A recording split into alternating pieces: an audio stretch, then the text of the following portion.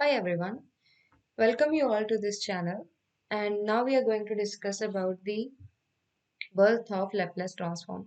मतलब जो Laplace transform है ये derive कैसे हुआ is how we came to know what actually Laplace transform is. क्योंकि ये जो इंटेग्रल है 0 to infinity e raised to power minus st ft dt whatever this is the definition of Laplace transform. ये तो हम किसी भी तरीके से डिफाइन कर सकते थे, ये पर्टिकुलरली हमने ऐसे ही क्यों डिफाइन किया? So there might be a reason behind it.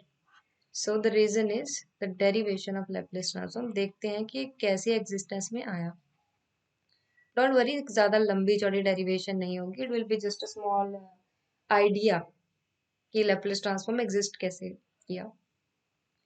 तो सबसे पहले हमारे पास कोई f मान लो कोई फंक्शन है that satisfy Dirichlet's condition. Don't worry, I will tell you what is Dirichlet's condition. अगर हमारा Dirichlet's कंडीशन f कोई फंक्शन है जो Dirichlet's कंडीशन को सेटिस्फाई करता है in interval minus a to a. अब ये Dirichlet's कंडीशन क्या है? कोई फंक्शन हमसे कहेंगे कि सेटिस्फाई करता है Dirichlet's कंडीशन अगर वो इन तीन बातों को सेटिस्फाई कराए. पहला तो f has finite number of discontinuities in minus a to a. मतलब इसकी इस इंटरवल में जो भी डिसकंटिन्यूटीज हैं वो फाइनाइट होनी चाहिए, उनकी गिनती कहीं ना कहीं खत्म होनी चाहिए. वो इनफाइनाइट डिसकंटिन्यूटीज वाला फंक्शन नहीं होना चाहिए. दूसरी प्रॉपर्टी क्या है कि इसके पास नो इनफाइनाइट डिसकंटिन्यूटी. इस फंक्शन के पास इस इंटरवल में कोई भी इनफाइनाइट डिसकंटिन्यूटी ना हो, मतलब कोई ऐसा पॉइंट नहीं होना चाहिए जहाँ पे फंक्शन भागा चला जा रहा है ऊपर या भागा चला जा रहा है नीचे. तीसरी प्रॉपर्टी क्या है कि f has finite number of maxima minima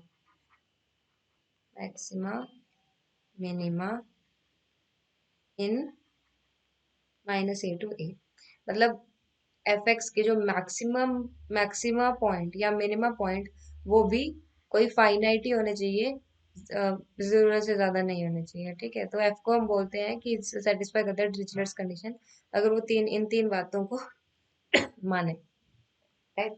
सो अगर हमारा एफ इन तीनों बातों को मान रहा है तो हमारे पास फूरियर ट्रांसफॉर्म एग्जिस्ट करता है. As we know that Fourier transform exist, और उस एफ को हम उसकी फूरियर इंटेग्रल रिप्रेजेंटेशन में लिख सकते हैं. अब ये तो आपको पता ही होगा. if f is satisfied Dirichlet's condition then we can write f in terms of the Fourier integral representation. अभी क्या होती है Fourier integral representation? Let me tell you. This representation is f of t is equal to, तो f अगर Dirichlet's condition को satisfy करता है minus a to ए में, तो इस f को हम एक्सटेंड कर सकते हैं इस तरीके से कि वो माइनस इन्फिनिटी से इन्फिनिटी, मतलब पूरी रियल लाइन पे Dirichlet's कंडीशन को सेटिस्फाई करे. राइट. तो हम एफ एक्स को लिख सकते हैं पूरे रियल लाइन पे as 1/2 pi minus infinity to infinity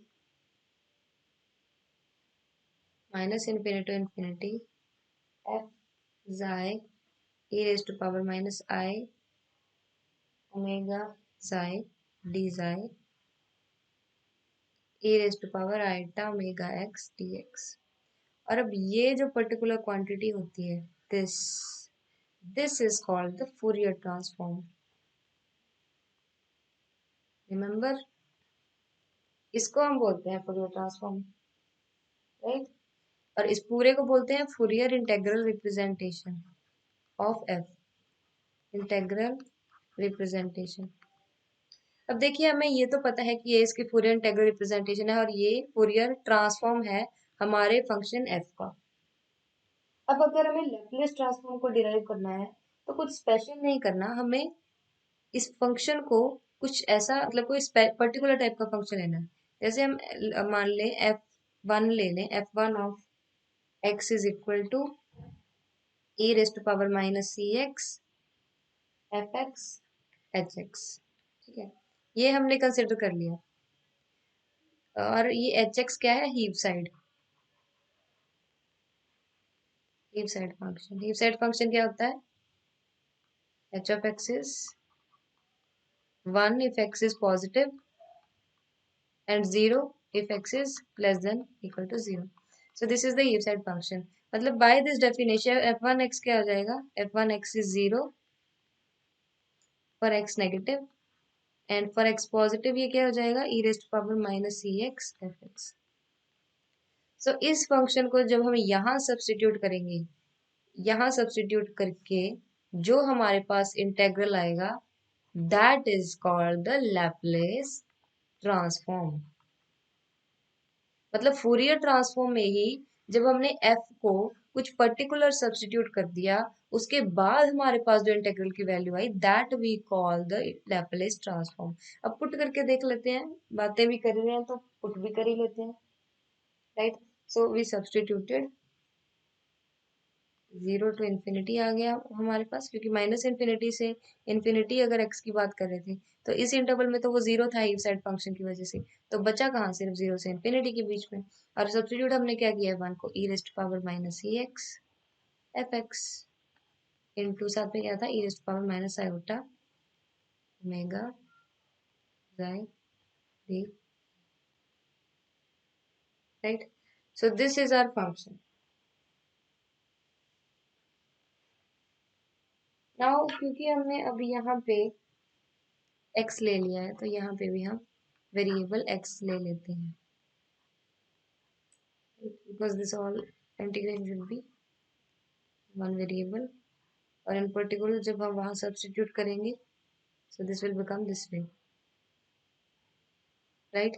और अब यहाँ से अगर हम देखें f of x 0 to infinity e raised to power minus common आ जाएगा c plus iota omega x dx।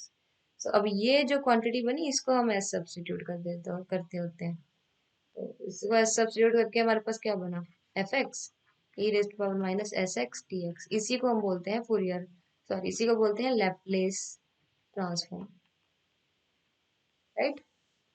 इसको minus C plus iota omega को एस पुट किया and this particular value we call the Laplace transform. So hope you have got the point. What do we mean by the Laplace transform? It is noted by f of s because it is a function of s only. Right? So this was the definition of Laplace transform, how it came into picture. Thank you very much.